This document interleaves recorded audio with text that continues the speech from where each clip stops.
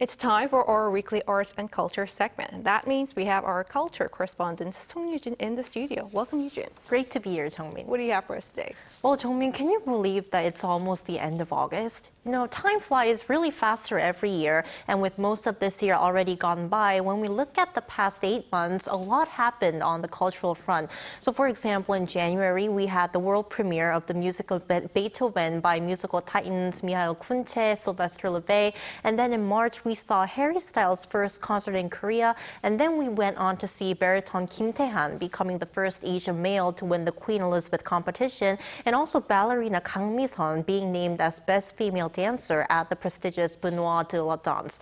Now, as we get ready for the rest of the year, you might wonder what's next in culture.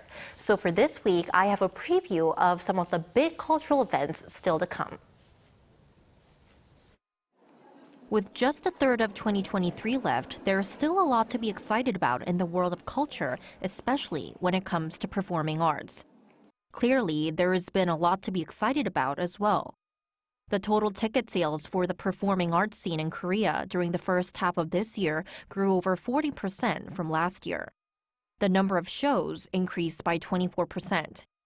Taking the lead are musicals, making up nearly half of the ticket sales and having the highest number of tickets sold. Korean audiences will be able to enjoy 3 of the big 4 musicals this year. Cats concluded its Korean tour in June, while The Phantom of the Opera, returning after a 13-year hiatus, moved to Seoul last month after a 3-month-long run in Busan. Marking the 10th anniversary of its Korean production, Les Miserables will make its return to Korean theater in October. Classical music commands the spotlight as well, which offered the most number of shows during the first half of the year. More than 10 overseas orchestras are scheduled to perform in Korea between October and November.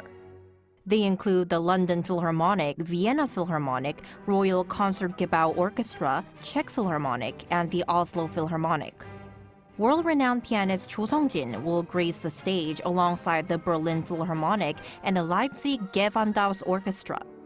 Pianist Im Yoon-chan, winner of last year's Van Cliburn International Piano Competition, will play with the Munich Philharmonic. The world of pop music is buzzing with anticipation too, with big names following in the footsteps of Harry Styles and Bruno Mars.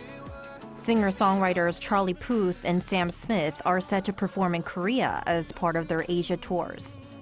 And don't forget the big and small screens. Although summer's big film releases have wrapped up, it's too early to be disappointed. At least that's what one film critic told us.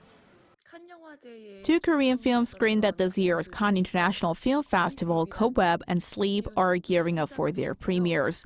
There's also Dr. John and Lost Talisman starring Kang Dong-won. On the streaming front, Netflix Sweet Home will be rolling out its 2nd season in the fall. So, even as the year winds down, the cultural scene will stay vibrant, offering plenty of entertainment. Still so much to look forward to. And you have been following related stories as a culture correspondent. Can you share anything else noteworthy in the cultural sphere this year?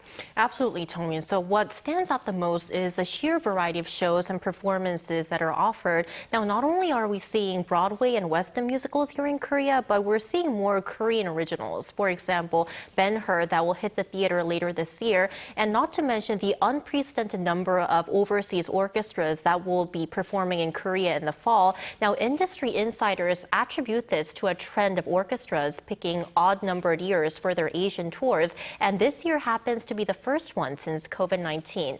And also pop superstars like Harry Styles, Bruno Mars, and now Charlie Puth and Sam Smith are also set to perform here in the country.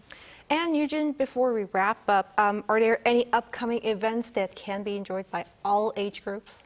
I actually have one recommendation. The Cirque du Soleil is returning to Korea, and last year this was actually the best-selling show here in the country, gathering over 170,000 people. And globally, this show has amassed over 300 million spectators over the span of almost 40 years. And the theme this year is Lucia, which was inspired by the people, history, and mythology of Mexico.